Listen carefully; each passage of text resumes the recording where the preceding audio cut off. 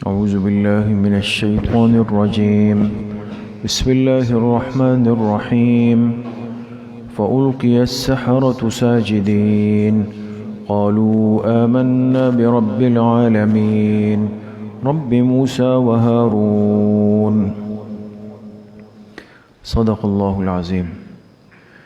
یہ سورۃ الشعراء کی آیت نمبر 46، 47 اور 48 تین آیتیں آپ حضرات کے سامنے پڑھی گئی۔ پچھلی کئی آیات سے بات چل رہی ہے کہ اللہ پاک کے دو جلیل القدر پیغمبر حضرت موسیٰ علیہ السلام اور حضرت ہارون علیہ السلام کو اللہ پاک نے فرعون کی طرف بھیجا تھا، اور بھیجنے کا مقصد یہ تھا کہ اس نے بہت ہی زیادہ ظلم، سرکشی، فساد پھیلا رکھا تھا، مخلوق خدا پہ بھی ظلم کر رہا تھا اور خود اپنے رب ہونے کا دعوے دار بھی تھا، یعنی اللہ پاک کی ذات کے مقابلے میں بھی اتر آیا تھا، اللہ کی مخلوق کے حقوق بھی پامال کر رہا تھا۔ دونوں خرابیاں تھیں۔ تو یہ دونوں حضرات دونوں باتیں لے کر گئے۔ پیغمبر کے پاس زندگی کا ہر شعبہ ہوتا ہے، صرف عبادات نہیں ہوتی۔ اس لیے موسیٰ علیہ السلام نے جا کر دونوں باتیں کی۔ ایک تو اس کو دعوت الی التوحید دی، اللہ کی توحید کی طرف بلایا کہ تم جو اپنے آپ کو رب کہتے ہو یہ غلط ہے، تم کچھ بھی نہیں ہو، اصل اس کائنات کو بنانے والی حقیقی ذات وہ اللہ پاک کی ہے۔ اور دوسری بات اس کو یہ کہا کہ تم نے ظلم کر رکھا ہے، بنی اسرائیل کو غلام بنا کر رکھا ہوا ہے۔ ایک انسان آزاد پیدا ہوتا ہے، تم نے ان کو زبردستی اپنا غلام بنا کے ان کو اپنی عبادت پہ مجبور کرتے ہو، لہٰذا ان کو آزاد کر دو تاکہ میں ان کو اپنے ساتھ مصر سے فلسطین لے جاؤں۔ یہ دو باتیں رکھی۔ اس کے بعد آپ حضرات کے سامنے پوری تفصیل آئی کہ آپس میں مکالمہ ہوا، بات چیت ہوئی، بالآخر یہ طے ہوا کہ فرعون کے جادوگروں کا مقابلہ ہوگا ان دو پیغمبروں کے ساتھ، اس لیے کہ ان کا ذہن یہ تھا کہ شاید یہ دونوں جادوگر ہیں، ساحر ہیں، اور معجزات کو دیکھ کر انہوں نے جادو گمان کیا، تو کہا یہ جادو ہے اور جادو کا مقابلہ جادو سے ہوگا۔ تو جتنے بڑے ماہر جادوگر مصر میں تھے ان سب کو جمع کیا کہ بھئی آئیں اور اب مقابلہ کریں۔ جادوگر آ گئے، اور جیسے پچھلے درس میں بات گزری کہ بہت بڑی تعداد میں جادوگر آئے، لیکن آتے ہی سب سے پہلی بات انہوں نے کیا کی کہ ہمیں معاوضہ کیا ملے گا، اجرت کیا ملے گی۔ اس لیے کہ جب انسان دنیا کے لیے کام کرتا ہے اور دنیا پرستی کرتا ہے تو اس کے سامنے اصل ہدف اور ٹارگٹ جو ہوتا ہے وہ مال ہوتا ہے، پیسہ ہوتا ہے۔ تو کہا ہمیں اجرت اور معاوضہ کیا ملے گا۔ فرعون نے تسلی دی کہ تم فکر نہیں کرو، تمہیں مالی اجرت بھی ملے گی اور میں تمہیں اپنا مقرب خاص بنا لوں گا، عہدہ بھی تم لوگوں کا بڑھا دوں گا۔ پھر آپس میں مقابلہ ہوا، اور انہوں نے موسیٰ علیہ السلام سے عرض کی کہ آپ پہلے اپنا داؤ پیش کریں گے یا ہم پیش کر دیں؟ موسیٰ علیہ السلام نے فرمایا تم پیش کر دو۔ تو انہوں نے اپنے ہاتھ میں ایک رسی اور ایک چھوٹی چھڑی پکڑی ہوئی تھی، تمام جادوگروں نے، وہ انہوں نے میدان کے اندر پھینک دی، اور جب پھینک دی تو یخیل الیہم انہا تسعی، یہ دوسری جگہ پر ہے قرآن کریم میں، سورہ طٰہٰ میں، تو ایسا خیال لگنے لگا، ایسا محسوس ہونے لگا کہ جیسے وہ رسیاں اور وہ چھڑیاں جو ہے وہ میدان میں دوڑ رہی ہے۔ آپ سمجھ رہے ہیں بات کو؟ انہوں نے اپنی رسیاں اور وہ لاٹھیاں پھینکی نا، تو ایسا محسوس ہونے لگا کہ جیسے وہ سانپ میں تبدیل ہو گئی۔ قرآن کریم کا جو لفظ ہے نا یخیل الیہ، اس سے بہت کچھ سمجھ میں آتا ہے اگر آپ غور کریں، اور اس سے یہ بات بالکل واضح ہو جاتی ہے کہ جادو اپنے پیچھے کوئی مضبوط حقیقت اور بنیاد نہیں رکھتا، بلکہ یہ انسان کے خیال کو قابو میں کرنا ہے۔ تو ایک خیال ایسا لگنے لگا کہ بھئی سانپ دوڑ رہے ہیں اور پورا میدان اس سے بھر گیا ہے، یہ کیفیت بن گئی۔ پھر جب موسیٰ علیہ السلام کی باری آئی تو انہوں نے اپنے عصا کو ڈال دیا، تو اللہ کے حکم سے وہ بہت بڑا اژدہا بنا، اور اس نے جب سانس کھینچی تو وہ ساری رسیاں اور وہ چھڑیاں جو کہ سانپ محسوس ہو رہی تھی، وہ ایک سانس کھینچنے کے ساتھ ہی اژدہے کے پیٹ کے اندر چلی گئی، سب ختم ہو گیا۔ تو ظاہر سی بات ہے کہ اللہ پاک کی طرف سے ایک معجزہ تھا، اور وہ جادوگر بھی دیکھ کر سمجھ گئے کہ بھئی واقعی ان کے پاس حقیقت ہے، ہم صرف تماشا دکھانے والے کرتب باز ہیں، اور یہ شخص واقعی سچا ہے، اس کے پاس کوئی طاقت ہے۔ لہٰذا جب حقیقت سمجھ میں آ گئی تو پھر کیا ہوا، آگے کی آج کی آیات میں اس کا تذکرہ ہے۔ فَأُلْقِيَ السَّحَرَةُ سَاجِدِينَ، آسان لفظی ترجمہ تو اس کا یہ ہے دوستوں کہ تمام جادوگر سجدہ ریز ہو گئے، یعنی سجدے میں گر پڑے۔ لیکن یہاں پر جو لفظ استعمال ہوا القیہ، اگر عربی لغت کے اعتبار سے اس کا ترجمہ کیا جائے تو القیہ کے معنی آتے ہیں کسی چیز کو گرا دینا۔ انسان اپنے اختیار سے نہیں ہے، جیسے آپ کھڑے ہوئے کوئی آ کے آپ کو پیچھے سے دھکا دے دے تو کیا کہیں گے، بھئی فلاں نے اس کو گرا دیا ہے نا۔ اور ایک یہ کہ آپ جا رہے ہیں، آپ کا پیر پھسل گیا تو کہیں گے بھئی فلاں گر گیا۔ دونوں باتوں میں فرق ہے، ایک ہے خود اختیار سے گر جانا، ایک ہے کوئی آپ کو آ کے اختیار کے بغیر گرا دے۔ القیہ کے معنی اگر ہم غور کریں تو اس کا ترجمہ ہونا چاہیے کہ وہ جادوگر اللہ کے سامنے سجدے میں گرا دیے گئے، وہ گرا دیے گئے۔ قالو، اور وہ سجدے میں گر کے کہنے لگے، آمنا برب العالمین، ہم تو تمام جہانوں کے رب پر ایمان لے آئے، ایمان لے آئے۔ اور آگے پھر وضاحت کی رب موسیٰ و ہارون، کہ رب العالمین سے مراد وہ رب ہے جو ان دو ہستیوں کا یعنی موسیٰ علیہ السلام اور ہارون علیہ السلام کا رب ہے، ہم اس رب پر ایمان لے آئے ہیں۔ بات سمجھ گئے آپ؟ یہ وضاحت انہوں نے کیوں کی؟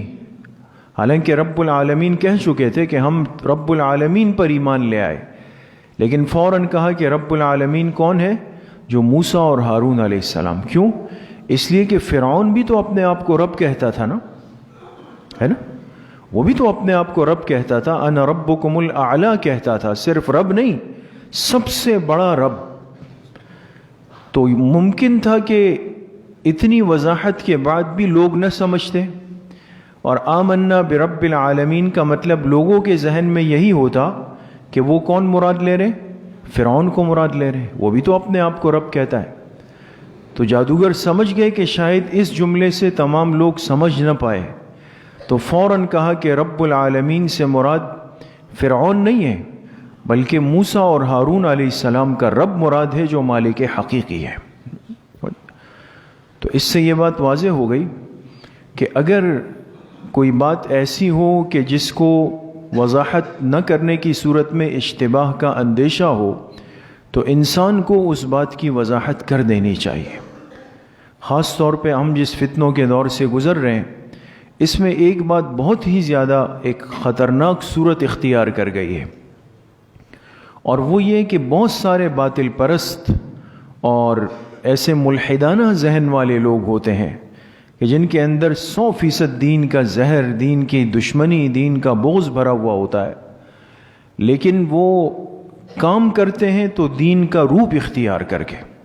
آپ دیکھتے ہیں بہت سارے ایسے لوگ ہیں، بہت سارے فتنے کام کرتے ہیں دنیا کے اندر، فتنہ انکار حدیث چل رہا ہے، اور فتنہ مرزائیت قادیانیت چل رہا ہے نا۔ اب دیکھیں یہ کتنے بڑے فتنے ہیں، لیکن آج تک انہوں نے کبھی اپنے آپ کو ایسی صورت میں پیش نہیں کیا کہ دیکھنے والا سمجھے کہ بھئی واقعی اس کا چہرہ، مہرہ، لباس یہ ایسا ہے۔ نہیں، جو انکار حدیث کرنے والے ہیں وہ اپنے آپ کو اہل قرآن کہتے ہیں، حدیث کا انکار کرتے ہیں، لیکن کہتے ہیں ہم کون لوگ ہیں؟ ہم قرآن والے ہیں۔ اب دیکھیں لفظ کیسا استعمال کیا کہ انسان متاثر ہو جائے۔ ہم اہل قرآن ہیں، ہم صرف قرآن کو فالو کرتے ہیں، یہ جملہ بول کر اس کے پیچھے آپ علیہ الصلاۃ والسلام کی لاکھوں احادیث کا انکار کر رہے ہیں. ایک فتنہ ہے، لیکن جملہ وہ استعمال کیا کہ امت بات نہیں سمجھ سکی. اسی طرح جو مرزائی قادیانی ہے تو وہ لوگ نعوذ باللہ ختم نبوت کا انکار کرتے ہیں. آپ علیہ الصلاۃ والسلام کو آخری نبی نہیں مانتے، بلکہ اس کے بعد اپنے اس مرزے کو، اس ایک آنکھ سے کانے کو، اس کو کہتے ہیں نعوذ باللہ کہ اس کو بھی نبوت ملی ہے. لیکن آپ حیران ہوں گے کہ یہ فتنہ جملہ کیا اختیار کرتا ہے. ان کا کہنا یہ ہے کہ مرزا قادیانی کو نبوت ملی حضور کی ختم نبوت کے برکت سے ملی. جملہ کیسا ایک تعبیر والا استعمال کیا. حضور کی ختم نبوت کی برکت سے مرزا کو نبوت مل گئی. تو اب اگر ایک آدمی ماحول سے جڑا ہوا نہیں ہو، اس میں دین کی سمجھ بوجھ نہ ہو، کتنا جلدی جا کے گر جائے گا. اور ہمارے لوگ کہتے ہوئے تو بڑے با اخلاق ہیں اور بڑے کیریکٹر والے ہیں اور بڑے کردار والے ہیں، اس لیے کہ وہ اندر کا زہر نظر نہیں آ رہا، وہ اوپر کی لگی ہوئی پرفیوم کی خوشبو محسوس ہو رہی ہے، اس لیے تعریف ہوتی ہے. تو عرض کرنے کا مقصد یہ ہے کہ بعض جملوں کا ظاہر خوبصورت لگتا ہے لیکن حقیقت میں بڑا خطرناک ہوتا ہے. تو ایسی صورت میں ہمیشہ بات کی پوری وضاحت ہو. جہاں آپ کو لگے کہ بھئی بات واضح نہیں ہو رہی، سامنے والے سے پوچھے کہ بھئی اس کا کیا مطلب ہے، آپ نے یہ بات کہی ہے یا لکھی ہے یا آپ اپنے آپ کو یہ کہتے ہیں، تو اس کا کیا مطلب ہے. تو جادوگروں نے محسوس کیا کہ آمنا برب العالمین تو ہم نے کہہ دیا، لیکن رب العالمین تو اپنے آپ کو فرعون بھی کہتا ہے. تو انہوں نے فوراً کہا کہ رب موسیٰ و ہارون، کہ رب العالمین سے مراد وہ رب ہے جو موسیٰ اور ہارون علیہ الصلاۃ والسلام کا رب ہے. سمجھ گئے ایک بات. دوسری بات جو آج کی آیات میں سمجھنے کی ہے اور بڑی اہم ہے کہ جب یہ جادوگر مقابلے میں آئے اور انہوں نے اپنا جادو پیش کیا اور وہ رسیاں اور چھڑیاں میدان میں پھینک دی، تو پیچھے لفظ آیا کہ انہوں نے پھینکتے ہوئے ایک جملہ کہا، وقالوا بعزت فرعون، کہا فرعون کے عزت کی قسم، اس کی عظمت کی قسم، انا لنحن الغالبون، آج تو ہم ضرور غالب آ کر رہیں گے. انہوں نے قسم کس کے نام کی کھائی؟ فرعون کی، اس لیے کہ اس وقت تک تو وہ اس کو مانتے تھے، اس کو بڑا سمجھتے تھے، تو قسم اس کی کھائی. یہ انسان کی دنیا میں فطرت ہے. جو اللہ کے وجود کے منکر ہے، مشرک ہے، بت پرست ہے، آپ نے دیکھا ہوگا، اور جیسے ہندو وغیرہ ہے، مشرکین ہے، یہ بھی کیا کرتے ہیں؟ اپنے بتوں کی بڑائی بیان کرتے ہیں. عرب لوگ کہتے تھے اعلو حبل، حبل ان کے ہاں ایک بڑا بت تھا کہ حبل جو ہے اس کی بڑائی ہو. انسان جس کی تعظیم دل میں کرتا ہے، یاد رکھے قسم بھی اس کے نام کی کھاتا ہے. انہوں نے بعزت فرعون کہا. اس امت کے پاس سب سے عظمت والی ذات اور سب سے عظمت والی ہستی جو پوری کائنات کی قادر مطلق بادشاہ ہے، وہ کون سی ذات ہے؟ اللہ پاک کی ہے. اس لیے اس امت کو قسم کھانے میں بھی اجازت صرف اس بات کی دی گئی کہ قسم میں صرف اللہ کا نام لیا جا سکتا ہے، اللہ کے ذاتی یا صفاتی نام جو بھی ہو، لیکن اللہ کے نام کی، اور کسی کوئی کتنا ہی بڑا ہو. اس لیے فقہاء نے لکھا اللہ کے پیغمبر کے نام کی قسم کھانا بھی جائز نہیں، جائز نہیں. حالانکہ کتنی بڑی ہستی ہے کائنات کی، لیکن منع کیا گیا کہ جائز نہیں ہے. صرف اللہ کے ذاتی یا صفاتی نام کی قسم کھانا یہ جائز ہے، اس لیے کہ قسم اس شخص یا ذات کی لی جاتی ہے جس کی عظمت اور بڑائی دل کے اندر ہو. باقی قسم کھانے کو منع کر دیا گیا. اب ہمارے ہاں جو یہ غلطیاں ہیں کہ اس کے سر کی قسم اور اپنے بیٹے کی قسم اور باپ کی قسم اور مسجد کی قسم اور فلاں کی قسم، یہ جملے جو ہم بولتے ہیں نا، اور یہ بول کر یہ سمجھتے ہیں کہ شاید قسم ہو گئی، تو ایک تو قسم تو نہیں ہوئی، بہرحال نہیں ہوئی. یاد رکھیں ایسے جملے بولنے سے جس میں اللہ کے علاوہ کسی اور کا تذکرہ آ جائے، چاہے وہ کتنا ہی مقرب و معزز ہو، اپنی اولاد ہو، ماں باپ ہو، استاذ ہو، سر ہو یا پیر ہو، کچھ بھی ہو، یہ بات تو طے شدہ ہے کہ ان الفاظ سے قسم منعقد نہیں ہوتی، وہ قسم ہے ہی نہیں، وہ ایک لغو جملہ ہے۔ اور دوسری اہم بات یہ کہ انسان اس کی وجہ سے گناہ کا مرتکب ہو جاتا ہے، جائز ہی نہیں ہے، حرام ہے، منع ہے۔ تو ان چیزوں میں بھی بہرحال بہت زیادہ احتیاط کی ضرورت ہے کہ غیر اللہ کے نام کی قسم کھانا اس امت کے لیے ممنوع کر دیا گیا ہے۔ اگر انسان بہت مجبور ہو جائے، بے بس ہو جائے، قسم کھانی پڑ جائے، تو صرف کس نام کی قسم کھائے گی؟ اللہ کے نام، اور اس کے علاوہ جائز نہیں۔ تیسری بات جو آج کی آیات میں ہے، ترجمے میں نے آپ کو اشارہ دیا، فَأُلْقِيَ السَّحَرَةُ سَاجِدِينَ، فرمایا یہ جادوگر سجدے میں گویا گرا دیے گئے۔ انسان پر بعض دفعہ ایسی کیفیت آتی ہے کہ انسان کہتا ہے کہ یار میں تو بس بے اختیار ہو کے جا رہا تھا، کہتے ہیں نا ہم اپنی زبان میں نہ چاہتے ہوئے بھی میرے قدم اسی طرف جا رہے تھے۔ بعض دفعہ اللہ پاک اپنے بندوں کو اتنا قبول کر لیتے ہیں اور ان سے اتنی محبت فرماتے ہیں کہ ان کو پتہ بھی نہیں ہوتا، اور اللہ پاک ان کو اپنی طرف، اپنی رحمت کی طرف کھینچ لیتے ہیں، دوستوں لے آتے ہیں ان کو اپنی طرف۔ تو یہ قبولیت ہوتی ہے۔ تو ان جادوگروں کے دو کام اللہ کو پسند آئے تھے جو پچھلے درس میں عرض کیے، اور امید ہے آپ حضرات کو یاد ہوں گے۔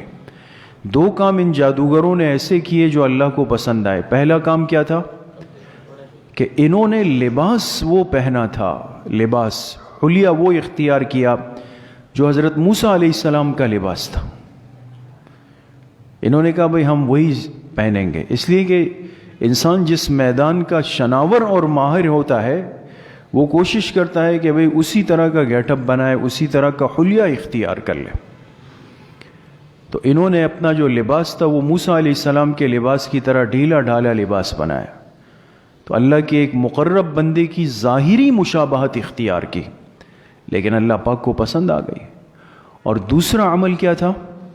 ادب کیا انہوں نے ادب کیا اللہ کے پیغمبر کا۔ اور جب میدان میں آئے، حالانکہ تعداد ان کی زیادہ، غلبہ ان کا ہے، حکومت ان کی ہے، فرعون ان کے پشت پہ کھڑا ہے، لیکن جب موسیٰ علیہ السلام کی بزرگی کو دیکھا نا، بعض جو فطرتاً اچھے لوگ ہوتے ہیں وہ چہروں کا بھی لحاظ کرتے ہیں۔ انہوں نے جب موسیٰ علیہ السلام کا چہرہ حلیہ دیکھا تو سمجھ گئے کہ بھئی یہ اصل ہے، یہ اصل ہے، اصل آ گئے۔ وہ ہمارے ہاں کہتے ہیں نا، بعض لوگ 2 نمبر کام کرتے ہیں نا۔ 2 نمبر کا مطلب کیا ہوتا ہے کہ یعنی جعلی کام کرتے ہیں۔ تو ایک بات یاد رکھیں کہ جعلی کام وہی آدمی کر سکتا ہے جو اصل میں بھی ماہر ہوتا ہے، اصل کو پہچانتا ہے، جبھی تو چور دروازہ نکالا نا اس نے۔ تو جب انسان 2 نمبری میں ماہر ہوتا ہے نا، تو اس کو 1 نمبر والے کی پہچان بھی خوب ہوتی ہے۔ اس لیے لوگ جب گاڑی لیتے ہیں، کوئی چیز لیتے ہیں، تو اپنے ساتھ کسی کو لے جاتے ہیں کہ بھئی آپ بتائیں یہ گاڑی کیا ہے۔ وہ نیچے سے لیٹ کر دیکھتا ہے، دائیں دیکھتا ہے، بائیں دیکھتا ہے، اس لیے کہ اس نے دنیا دیکھی ہوتی ہے، اس کو پتہ ہے کہ کہاں کہاں چور دروازے بنے ہوئے ہوتے ہیں۔ وہ سب چاند پھٹک کر کہتا ہے کہ ہاں اب صحیح ہے، میں نے اس کے چیچس نمبر دیکھے، یہ دیکھا، وہ دیکھا، بک دیکھی، فلاں دیکھا، سب کچھ دیکھ لیا۔ تو 2 نمبری کا ماہر جو ہوتا ہے وہ 1 نمبر کو جانتا ہے۔ تو یہ ساحر جادوگر تو 2 نمبر تھے، سمجھ رہے تھے کہ ہم تو ڈرامے باز ہے، کرتب باز ہے، لیکن موسیٰ علیہ السلام کو جب دیکھا تو پہچان گئے کہ 1 نمبر آدمی یہ ہے۔ حقیقت یہ ہے جو آج ہمارے سامنے آیا ہے، ہم تو غلط جا رہے ہیں۔ اس لیے ادباً موسیٰ علیہ السلام سے کہا کہ آپ پہل کریں، آپ ان کو پیشکش کی، لیکن موسیٰ علیہ السلام نے فرمایا نہیں، تم کرو۔ یہ ادب اللہ کو اتنا پسند آیا کہ اللہ پاک نے پھر ان کو محروم نہیں رکھا۔ فَأُلْقِيَ السَّحَرَةُ سَاجِدِينَ، اور ایسا قبول کیا ان کو کہ موسیٰ علیہ السلام کے معجزے کو دیکھتے ہی بے اختیار اللہ کے سامنے سجدے میں گر پڑے۔ بعض دفعہ قبولیت اللہ کی طرف سے آ جاتی ہے۔ تو انسان صفات والی زندگی جب گزارتا ہے نا، خاص طور پہ پہلے بھی عرض کیا، ایک ادب کا مزاج خود بھی اپنانا چاہیے اور اپنی اولاد کو بھی اس کی تربیت دینی چاہیے۔ آج کل بے ادبی کے فتنے بہت زیادہ ہو گئے، اور اسی طریقے سے نیک لوگوں کے لباس اور حلیے میں مشابہت اختیار کریں، اس کو ترجیح دیں دوستو، اس کو ناپسند نہ کریں۔ بعض دفعہ ہم اس سے پریشان ہوتے ہیں کہ بھئی یہ ہماری اولاد کس طرف جا رہی ہے، یہ تو دن بدن مولوی بنتے ہی جا رہے ہیں، اس پہ تو خوش ہونا چاہیے۔ اگر بچہ خود مسجد آنے والا ہے، خود اہتمام کرنے والا ہے، خود لباس ٹوپی پہننے والا ہے، تو آپ بے فکر ہو جائیں، خوش ہو جائیں کہ آپ کی اولاد کو اللہ پاک نے قبول کر لیا ہے۔ تو یہ دو چیزیں ایسی ہیں جو اللہ پاک کو بڑی پسند ہے، نیک لوگوں کی مشابہت اختیار کرنا اور نیک اور بڑوں کا ادب کرنا۔ اس سے اللہ پاک کی رحمت بندوں کی طرف متوجہ ہوتی ہے۔ اللہ کریم مجھے بھی آپ سب کو صحیح عمل کی توفیق نصیب فرمائے۔ وآخر دعوانا ان الحمدللہ رب العالمین۔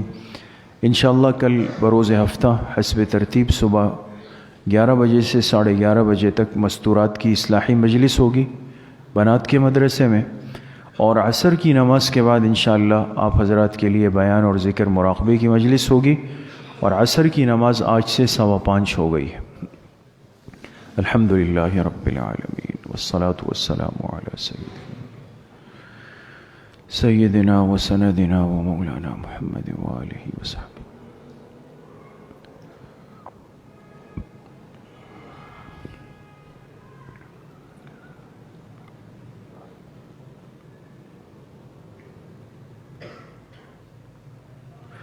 وصلی اللہ وسلم علی نبینا محمد وآلہ وصحبہ اجمعین برحمتہ۔